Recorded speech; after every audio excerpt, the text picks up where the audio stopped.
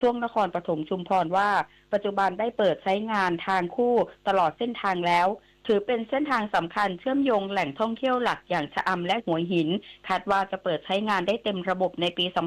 2569 ส่วนระยะถัดไปจะขยายเส้นทางลงสู่ภาคใต้ตอนล่าง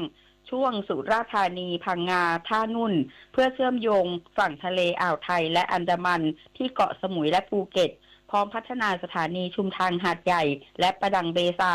ให้เป็นศูนย์กลางการขนส่งสินค้านอกจากนี้ยังมุ่งพัฒนาขบวนรถไฟท่องเที่ยวส่งเสริมการท่องเที่ยวทางรางกระตุ้นให้เกิดการเดินทางไปยังชุมชนต่างๆทั่วทุกภูมิภาคสำหรับปีงบประมาณ 2569 การรถไฟมุ่งขยายฐานการตลาดโดยเปิดโอกาสให้ภาครัฐและเอกชนสามารถเช่าเหมารถขบวนเพื่อจัดทริปท่องเที่ยวได้เองตลอดทั้งปีนพศรแก้วคำรายงานสำนักงานสลากกินแบ่งรัฐบาลหรือ GLO เตือนประชาชนระวังมิจฉาชีพแอบอ้างชื่อผู้บริหาร GLO หรือใช้ AI ดัดแปลงภาพเสียงเผยแพร่บน TikTok ชวนเชื่อเรื่องเลขล็อกเลขหลุดยืนยันไม่เป็นความจริงขอประชาชนอย่าหลงเชื่อหรือแชร์ข้อมูลเท็จเพราะอาจเสี่ยงสูญเสียทรัพย์สินและข้อมูลส่วนตัวโดยสามารถติดตามข้อมูลข่าวสารจากบัญชี TikTok ทางการ GLO สำนักงานสลากกินแบ่งรัฐบาลเท่านั้นจบข่าวอรัญญาชมชื่นอ่านรับฟังข่าวครั้งต่อไปเวลา 7 นาฬิกาค่ะติดตามข่าวที่นำเสนอไปแล้วได้ที่ www.thainews.prd.go.th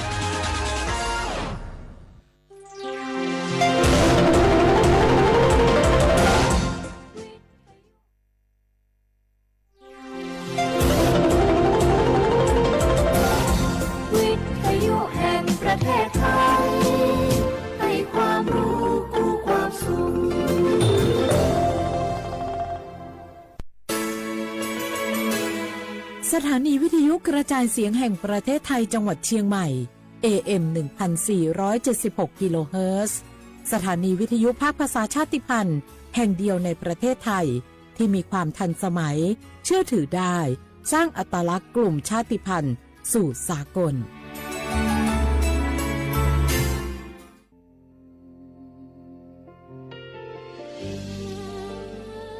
พระเสด็จสู่แดนสวง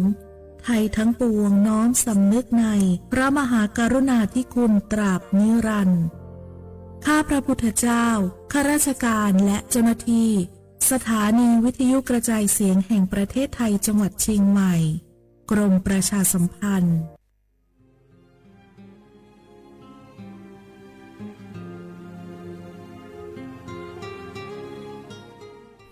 This is a moment of profound grief for the Kingdom of Thailand.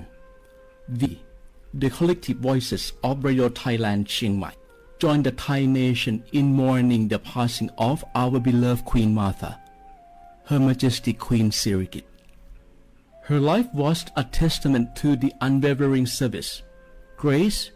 and deep love for the Thai people. Our humble condolences and thoughts are with His Majesty the King, the royal family, and all the Thai people during this deeply sorrowful time. We will remember her forever.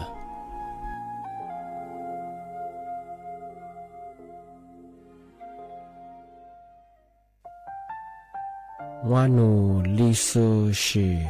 แท้มีคนแนวจามาอามุสานีมาอาคือที่ลิซางโงวานูวัตซึมาอาคือเฟมากูวัตุวามาที่ลิชิควาลิปดูแท้มีคนแนวจามาวานูลิซูชิจะควาจับโวอามาคือตาโคเลเลที่ลินีมาจาจานีมาที่ลิซาจางโง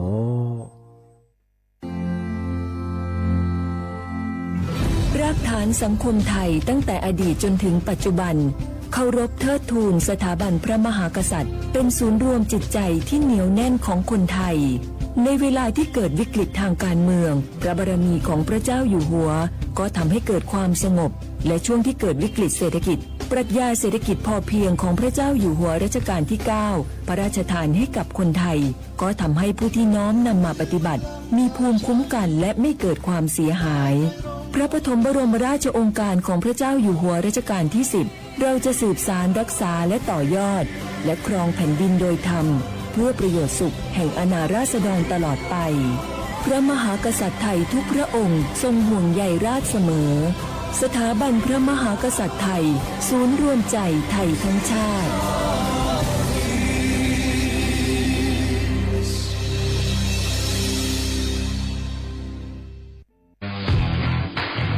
รัฐบาลไทยประกาศสงครามสแกมเมอร์รัฐบาลจึงได้ประกาศสงครามกับสแกมเมอร์ในฐานะที่สแกมเมอร์เป็นวาระแห่งชาติและในวันนี้ผมก็ได้ใช้โอกาสนี้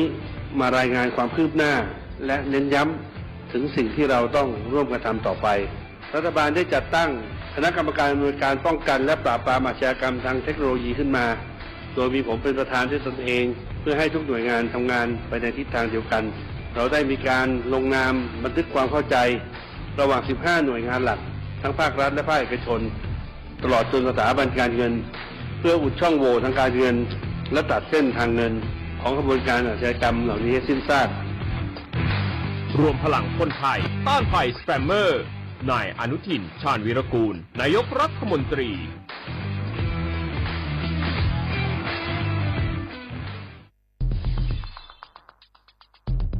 แค่3 ปีความเสียหายจากอาชญากรรมไซเบอร์ของคนไทยพุ่งทะลุถึง 94,000 ล้านบาทหรือเฉลี่ยปีละ 30,000 ล้านบาททุก1 ชั่วโมงเราเสียเงินกว่า 3.4 ล้านบาทให้กับมิจฉาชีพออนไลน์โจรไม่เห็นใจคนอาชีพไหนอายุเท่าไหร่สถานะทางการเงินแบบใดหมอพ่อค้านักธุรกิจนักเรียนแม่บ้านข้าราชการเกษียณทุกคนตกเป็นเหยื่อได้เสมอและวันหนึ่งอาจเป็นคุณหรือคนที่คุณรักเพราะจุดอ่อนร่วมของเหยื่อคือความเร่งรีบขาดสติหรือแม้แต่บางครั้งก็เกิดความโลภจนเกินไปอย่าปล่อยให้การกดคลิกเดียวลิงก์เดียวทำให้โจรยิ้มกว้างวันนี้ถึงเวลาแล้วที่คนไทยทุกคนจะต้องร่วมมือกันสร้างภูมิคุ้มกันอาชญากรรมไซเบอร์ช่วยกันหยุดก่อนที่ภัยไซเบอร์จะทำให้คนที่คุณรักและตัวคุณเองกลายเป็นเหยื่อ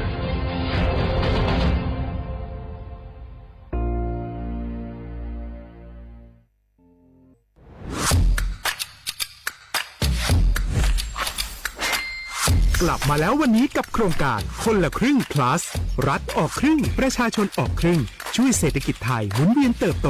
ถ้าเราช่วยกัน plus ต่อยอดให้เศรษฐกิจไทยเติบโตอย่างยั่งยืนด้วย5 plus plus ที่1เพิ่มช่วงอายุผู้เข้าร่วมโครงการจาก18 ปีเป็น16 ปี plus ที่2เพิ่มวงเงินใช้จ่ายจาก150 บาทเป็น200 บาทเพิ่มพลังซื้อของประชาชนเพื่อกระตุ้นการหมุนเวียนในระบบเศรษฐกิจฐานรากลดภาระค่าครองชีพ plus ที่3เพิ่มสิทธิพิเศษด้วยการดูแลผู้ที่อยู่ในระบบภาษีให้ได้รับสิทธิพิเศษมากขึ้นเพื่อสร้างแรงจูงใจให้ทุกคนร่วมอยู่ในระบบอย่างโปร่งใส plus ที่4เพิ่มโอกาสให้นิติบุคคลขนาดเล็กเข้าร่วมได้ให้ธุรกิจเติบโตเป็นกำลังสำคัญของเศรษฐกิจไทย plus ที่5เพิ่มทักษะใหม่เพื่อพัฒนาให้ร้านค้านำความรู้ใหม่ๆมาช่วยเพิ่มยอดขายลดต้นทุนเรียนรู้เติบโตและปรับตัวไปกับเทคโนโลยีใหม่เพื่อสร้างเศรษฐกิจที่แข็งแกร่งจากคนละครึ่งสู่คนละครึ่ง plus ไม่ว่าจะสั่งข้าวคนละจานชาเขียวคนละแก้วขนมเค้กคนละชิ้นหรือหลายๆชิ้นก็ใช้ส่วนลดได้ทันทีสูงสุดวันละ200 บาทแถมใช้กับฟู้ดเดลิเวอรี่ก็ยังได้สำหรับประชาชนไทยอายุ16 ปีเป็นต้นไปสมัครรับสิทธิ์ผ่านแอปพลิเคชันเป๋าตังวันที่ 20-26 ตุลาคม 2568 สำหรับร้านค้าที่สนใจร่วมโครงการสมัครได้ผ่านแอปถุงเงินวันที่ 15 ตุลาคมถึง 19 ธันวาคม 2568 แล้วเตรียมพร้อมรับลูกค้าจากทั่วประเทศเพราะนี่คือโครงการที่คนไทยทุกคนช่วยกัน plus เพื่อให้เศรษฐกิจไทยโตไปพร้อมกันโครงการคนละครึ่ง plus ดำเนินการภายใต้เป้าหมายที่ชัดเจนของรัฐบาลในความต้องการกระตุ้นเศรษฐกิจลดภาระค่าครองชีพให้ประชาชนและยกระดับศักยภาพผู้ประกอบการไทยให้พร้อมในยุคดิจิทัล โดยยังคงยึดหลักความโปร่งใสตรวจสอบได้และป้องกันการใช้สิทธิ์ที่ผิดวัตถุประสงค์คนละครึ่ง plus เพิ่มพลังเศรษฐกิจไทยพร้อมโตไปด้วยกัน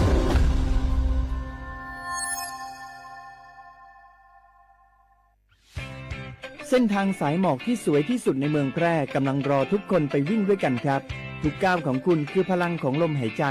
ชวนเพื่อนชวนครอบครัวมาวิ่งฝ่าสายหมอกเพื่อโรงพยาบาลแพร่ในวันอาทิตย์ที่ 7 ธันวาคม 2568 บริเวณลานกิจกรรมหลังวัดพระธาตุเช่าแฮ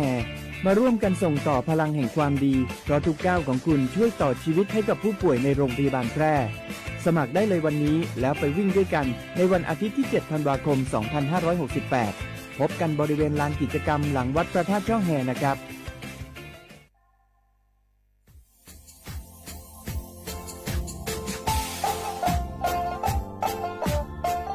น่าถึงมาปีมาซื้อจีนชมังโงมันยาคณะรัฐมนตรีไงมีมติยากกว่าอยู่หัวระมองเมื่อเหือนยากุลาซื้อหาหนีซื้อกูยังไงยึดคงอยู่ตรงนี้ชดซื้อฉีกว่ายาใบระมองเมื่อเหือแก้ไขปัญหาไงสถานะอาทิตย์เหือสัญชาติไงเอาถ้าเป็นคนเนี่ยว่าจะสูงไงอธิบายที่ยากกฎหมายถือว่าใบระมองเมื่อเหือไงมาตราที่17ไงแห่งพระราชบัญญัติคนเข้าเมืองไงพอสองว่าไม่อยากให้คนอยากให้หนีตัวเนี่ยหนีซึหนีกวางกันเท่าว่าถ้ามีคนเนี่ยว่าดูแลสุอาทิตย์เนี่ยคือมือจ่าจางบัญญัติงาอาทิตย์เนี่ยว่ามีทะเบียนประวัติเธอถูกต้องอยู่งาอธิบายว่าสารว่ายื่นขอสถานะไงคนต่างด้าวเข้าเมืองโดยชอบด้วยกฎหมายที่ดียินหน้าบดงาอาทิตย์ทยากฎหมายถือว่าบรรมประเฮงไงมาตราที่7ทวีไงแห่งพระราชบัญญัติไงสัญชาติยึดขวงงบไปเฮอพศยังไง2508ไงเอาถ้ามีคนได้ว่าเฮตาสุงโงไม่ยังไงอาทิตย์ยังเฮอาบามันก็จะเฮอามาไงเอาว่าอยู่ในทะเบียนประวัติบุคคลไงอธิบายว่าไม่มีสถานะทางทะเบียนมาจุบเฮสามารถยื่นขอสัญชาติไทยที่กรุงเทพมหานครไงยื่นที่สำนักบริหารการทะเบียนกรมการปกครองอธิบายเราส่วนต่างจังหวัดจะจุบเฮว่ายื่นต่อในอำเภอตานภูมิลำนาไงปีขวานนแล้วก็จะบอกว่าอำเภอยี่ทียื้อชองยื้อเวลางูไม่ยายาว่าเวลาใช้กันยาขนาดถี่ยาควานยีนวันยาสิงอันเดบเฮนี่มีกับปุ๊กควานยีเธอน่าเหียโชฮายีซึกุยังไงยึกโขยีตัวเหียโชซึกูกอเสือทีลียื้อชองถึงมาปีมาซื้อจุเจ้าว่าชาวได้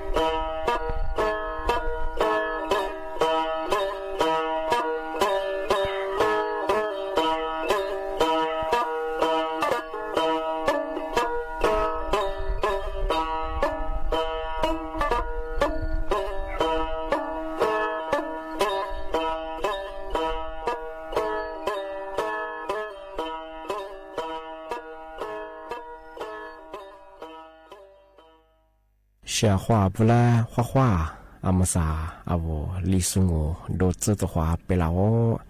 阿我李松我ปากกาโงมันยาสถานี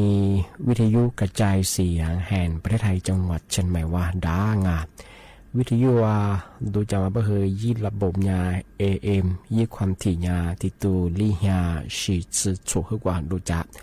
อาทิตย์ทาวระบบไลฟ์สดไงฟิสบุยี่เพเพื่อสวทเชียงใหม่ AM 1476กิโลเฮิรตซ์ที่ได้โบยาเฮดูหลังงงาในแนวยาชมโมควานีจิโมว่าคือถือว่าด้วยงาอาทิตย์ที่โมเราไม่ยาหนีโมควานีสามโมที่ยี่มาหนีควาด้วยในแนวที่ว่าที่โมเราที่ว่านาที่ยี่ควานีนาเนี่ยเจอที่ได้ดงโง่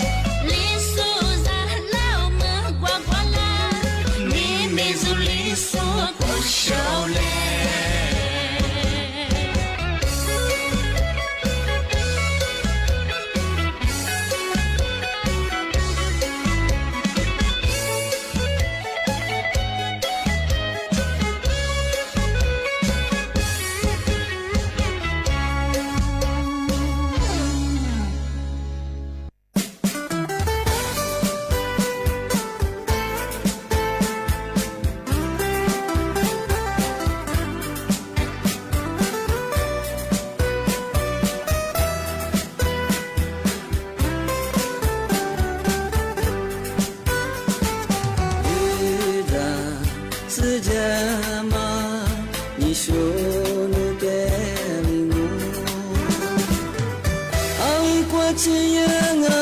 你的梦的我的家世界咯我是个什么呀你的话嘛么那天我是娘马鼻子不然妈咪过的是故事的我过我你不把地过的你选阿里马诺你说故事么来的只知我那卡车嘛呀你的若你是卡车我那么我写知的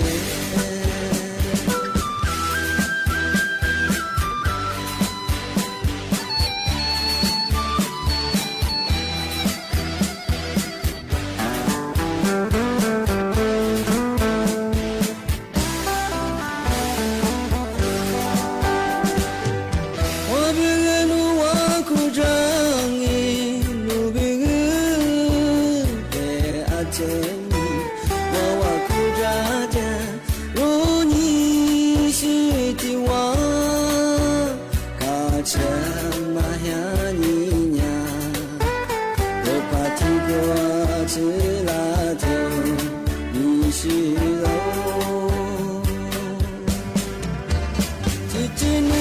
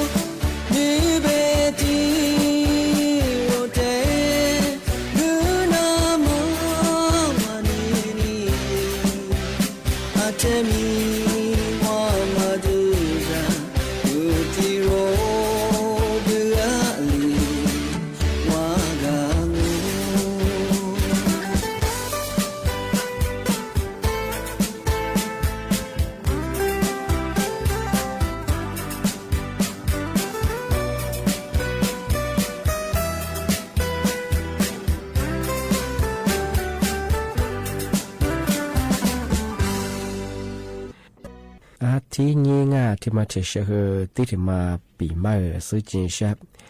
เอาว่าอินเทอร์เน็ตเยอะมาอาลีอยู่ยิ่งเอาความปลอดภัยจอมางัวจุดที่จอทำมาซื้อจินชังทำมายี่ประโยชน์คือจอชงบ้าที่ซื้อตาบ้าเอาสิเห็นเยอะที่มากินน้ำมันเอาที่อินเทอร์เน็ตอยู่ส่งยี่วุฒิมังเป็นยังชงเอาอินเทอร์เน็ตพยองเป็นยังเอาว่าโทรศัพท์กันยาหรืองบ้าอีเฟนแบอะไรชิมแบงว่ายี่ข่าวยี่ดูที่ชิพอมองเป็นยังเอามาแชร์เจ้าว่าสุดแล้วมันยี่คือเจ้าว่ายี่ดูยี่ข่าวยี่ซื้อมาอาทิตย์สิงห์อะไรก็ขวานหลังมาแต่กับกุญยิงกับเช่บ่รู้จักขวานอะไรมาแน่ใจว่าจะถ้ากูใช้ถ้าโซยี่อิงขวานถ้ายี่ดูยิงนี่มาที่มังเป็นยังเป็นยังจามโมบ่รู้เอาข้อมูลส่วนตัวเปิดเผยมาสุดแบบมาดงว่าฟิบวนแบบลิเชนแบบก็ลอยมาดงที่มาขยะจามโมแบบกันโนอินเทอร์เน็ตกันยังก็แบบกว่าขโนสุดแจมาสุดเกมาถ่ายยี่ไปเชิงเอาไว้ข้อมูลคือยอดเจียงที่มาจุดสาระที่มาถ่ายเปิดเผยมาดงสามารถที่มังเป็นยัง อาวุฟิบัวไงแบบอะไรเช่นบางกว่าว่าจุดแพ้ว่ามาเซอร์โซเวลาจุดแพ้ดีลาเป็นยังไงกว่าว่าเวลากบรับยังมาเฮียเฮมากูเจ้าว่าไงมันยี่สิเจ้าเฮแต่ดูจากนี้ส่วนนี้บ่รู้ไงเมื่อสังเห็นนี้บ่เฮกลุ่มมิชาชีหึมยางอหลักสมคาสุมยาบ่เฮมาลานี้จะเฮแต่กับกูนี้ยี่โปรไฟล์ดีแต่กับกูตัวนี้งอมาเฮหลักโซลูชันบ่เฮงานมาเฮอาทิตย์ยี่บ่ยังไงจะสมมาสมัยเฮกว่าหลักโซก็จะสุราอุปนิดีงอสุดท้ายยี่บ่เฮจ้ายาเฮเวลาข้อมูลเดียวมาบ่เฮเวลาปกข้อช่วยลาบ่เฮไงที่มาเฮจิชิจงบ่เฮมาลาจุดสุดท้ายยี่บ่เฮอาวุธแต่กับตัวนี้บ่สิงไงยี่โปรไฟล์ดงอลิชิงะมาซื้อบ่ยังเฮว่ามาลายี่เฮก็ข้างอ่ะที่มาเฮถึงมาลีมาที่มาโงไม่ยังเฮอาวุลาหาผ่านที่ชื่อยามังไงว่าว่าโทรศัพท์ว่าลาหาผ่านก็มาดงออาวุยี่บ่าว่าคิดดีว่ากัมบังอ่ะลิชิตรงไงลาหาผ่านถ้าพวกมันคือยังว่าว่าพัดตายังไม่ยังคือว่าลาหาซื้อมือสามาว่าสุกุญญากูนี่มือสามคือจะใช้ถ้าเกิดบอกง่ายว่าว่าดาวง่ายมังงะปีว่าโนที่นี่สักได้แบบจะสู้ที่นี่สามแบบสู้กว่าที่กูนี่แบบว่าได้แบบกูนี่ข้าสิงอ่ะกูนี่สาสิงไงมันก็ถ่ายยี่แบบง่ายมาถ้าเกิดง่ายว่าว่ายี่ละหาแต่กูนี่มาคือสามมาคือจะใช้อ่ะดาวยี่มาคือจะใช้ความคือแบบง่ายยากที่ในฝรั่งอ่ะที่มาโง่ไม่ยากคือ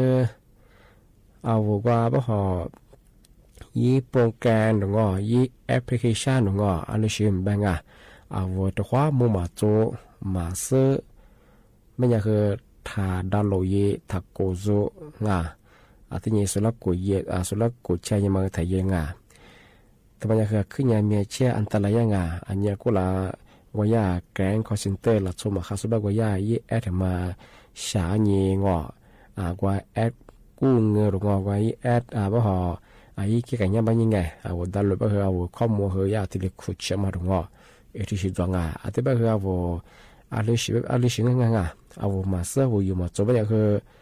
ถ้าโกยิงถ้าดาวน์โหลดยิงยี่โปรแกรมไปยี่แอนบางมาขยันขึ้นอย่างอันตรายยาบางแต่บ่เฮาอิตาลีพายไม่ยังคือที่ว่าจะสมาราอุทิศสุดตั้งไม่ยังคือวิข้อมูลส่วนตัวแบ่งดิฉันกว่าสูงเสียมาขยันมาจูบไปอย่างไงมาคือทำไม่ได้จุดแพ้เสียว่าจะพัฒนาสุดที่เรียบปีมากมาคือเกี่ยงมาอิตาลีพกันยังไปขยันคือที่จะฟังมันจูบเป็นยังมาสับเป็นยังคือข้อมูลส่วนตัวแบ่งบัญชีทรัพย์สินที่เสียไงมาคือที่ผิดเลยมาคือที่เกณฑ์นับบางงานมาคือมาคือที่เนี่ยเรามาเล่าว่าเยอะไงเจ้าของอธิบายยังงานภาษานั่นแหละคือหมกว่าตัวความเดินนางาทำมากว่านั่นแหละก็ย่าจะปกว่าตัวความจุลความเจ้าของเฉพาะถ้าภาษายังไงวิธีนั้นจะโซพลาโซไงอะไรโซติสุดก็คือข้อความงอบ้าหมกว่าตัวความเดินนางา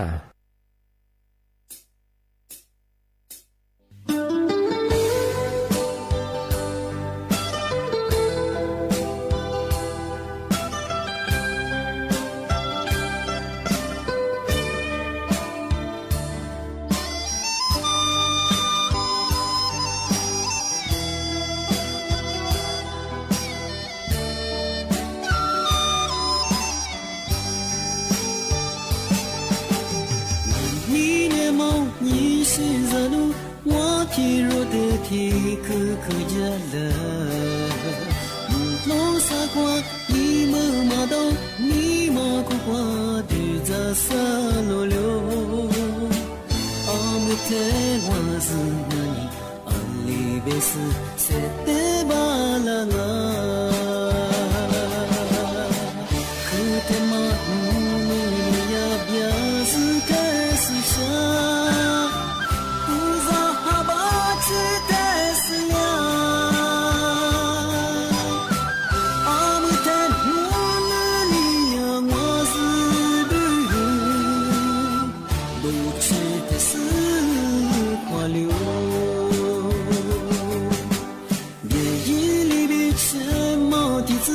如你心的毛的米的米，你罗萨瓜阿特那米，莫瓦达玛尼阿别里比。特是你怎么容易是子你呀你我阿姆特说你是个多么来夸美丽莫夸你那里个了是那么多么容易是你呀你那块红你自个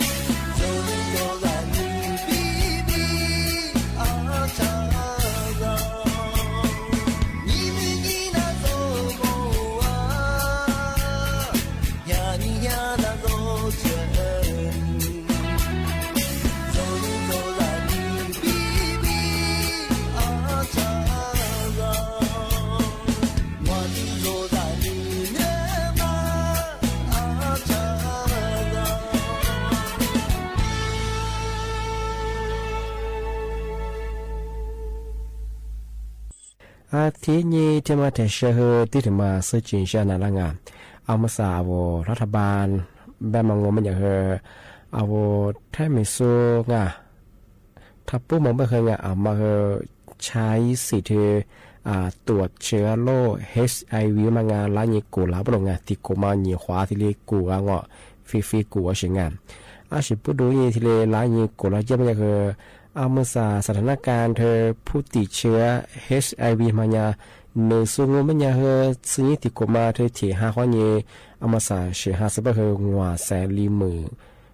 ชิโตงัวเฮียงัวจะสวยที่ตัวเชิงงานที่นี่ยี่สิบเนื้อสุดยอดที่มือสาตัวสร้างเฮียงัวจะสวยตัวเชิงงานแต่มาสิ่งที่กูบ้าเลยนี่ต้องว่าเฮียสุดสื่อเหตุของงานเอาเรื่องนั้นทำมาหลายอย่างที่พักกูงูมันยังไงปีขว้าหูพักกูมันเลยงูมันยังเอามีเหตุที่เลยช้างยี่ความรุนแรงมาที่อย่างนี้แหละเป็นสิ่งไงที่ยังกว่าโลกนานเหนือนี่เสียมาแต่ก็มันโจที่เลยนี่แหละเป็นสิ่งไงมีอันนี้ก็ไม่นาทมาเชื้อ HIV ทำไมไงนาทมาหนึ่งยามาสิบพูดด้วยเธอ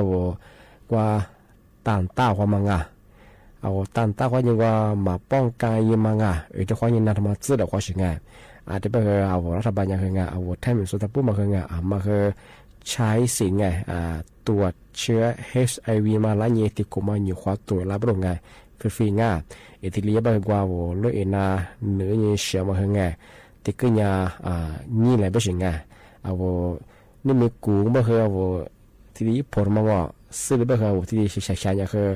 ที่นี้ยี่ความรุนแรงมาขึ้นที่นี้การน่าบรองไงแต่มาถึงมาปีมาสุดจริงเช้าชักดังง่าที่บ้านงมันยังไงนี่นะนาราปีมาที่เราย้อนชักงาน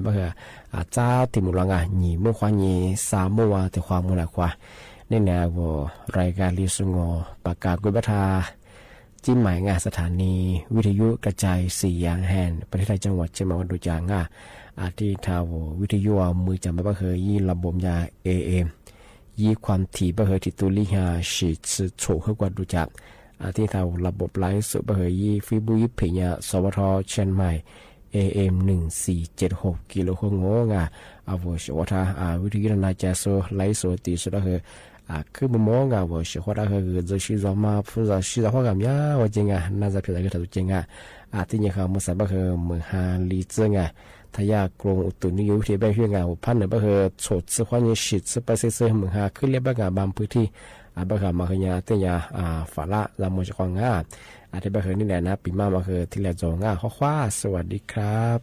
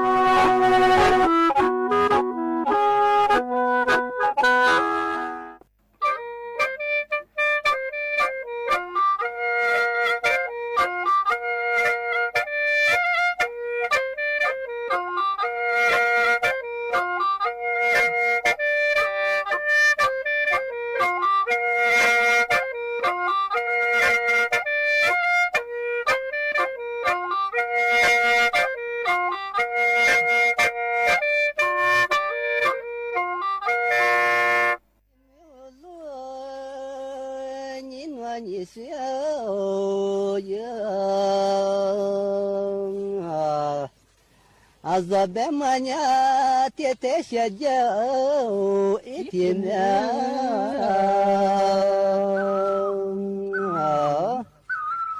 hamela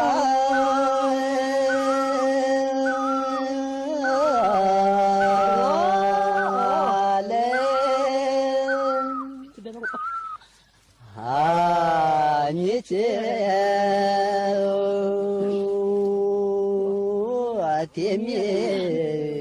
啊，我老了，也是子你是天妈那，咋的咋看？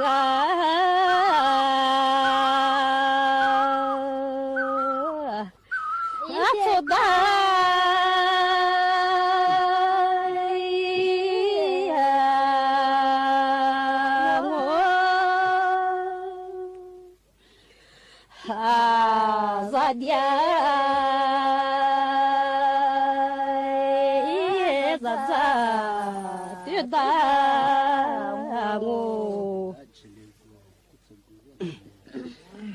一天是也阿弥你小子啊，就这个天天写字一直在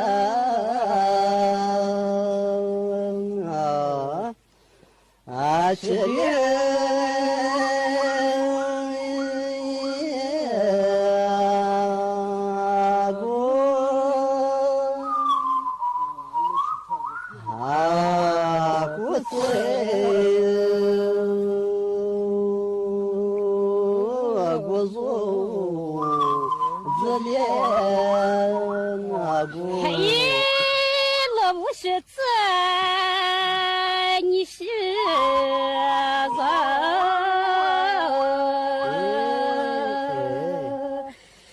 你是的，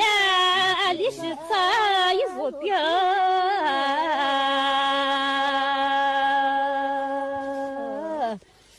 马错。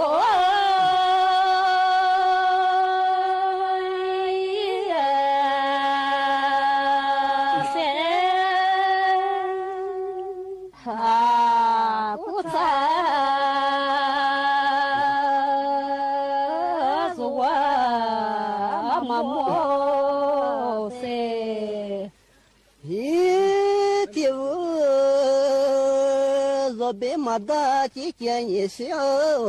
子啊，马鞍那你是马莫一撒家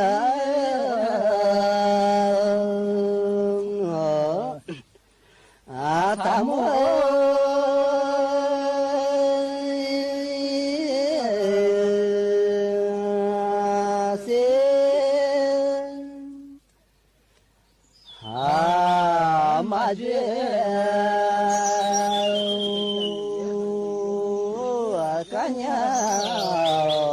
他这啊是，看我妈子，你是啥？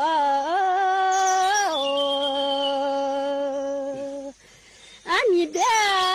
小姐也没面。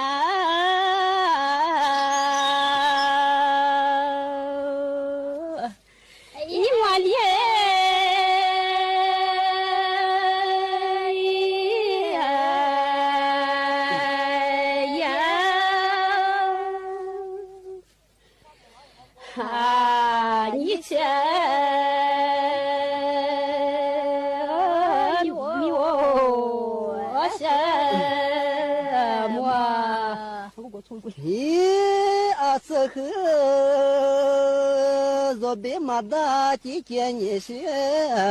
做啊，这次我提的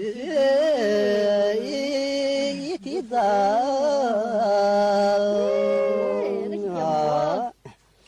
啊，这里。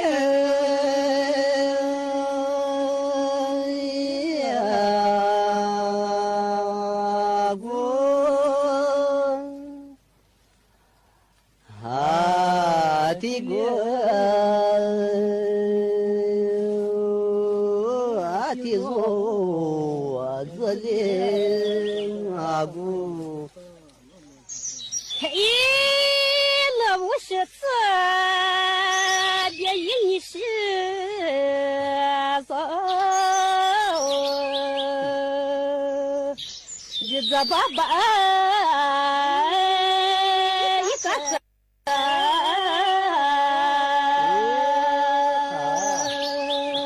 真的是怎么事？我也。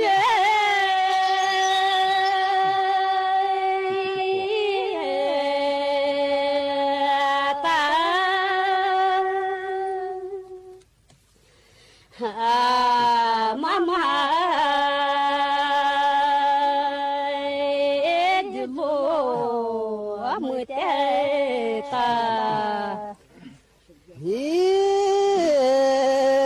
天是也你学个这边么呢？你是做做可不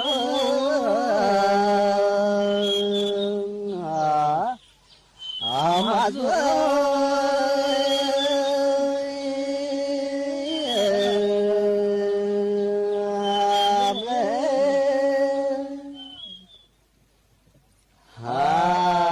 做呀，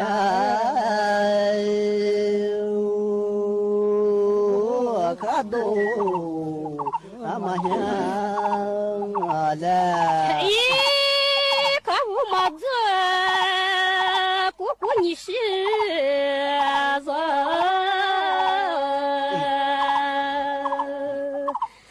里做怕一做人，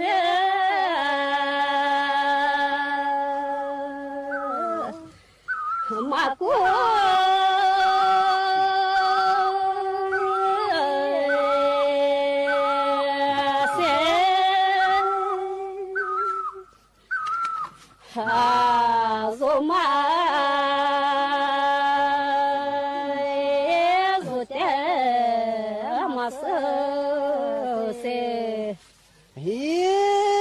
是阿子怕别人你是好嘛？是也阿苗吃这一面做，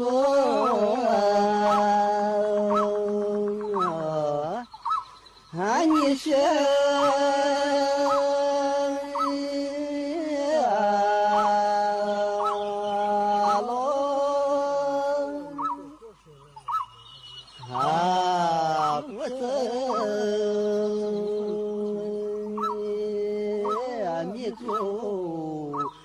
是啊咯，也是自走，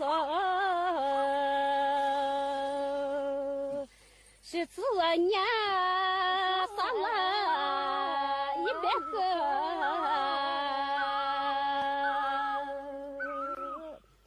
你做。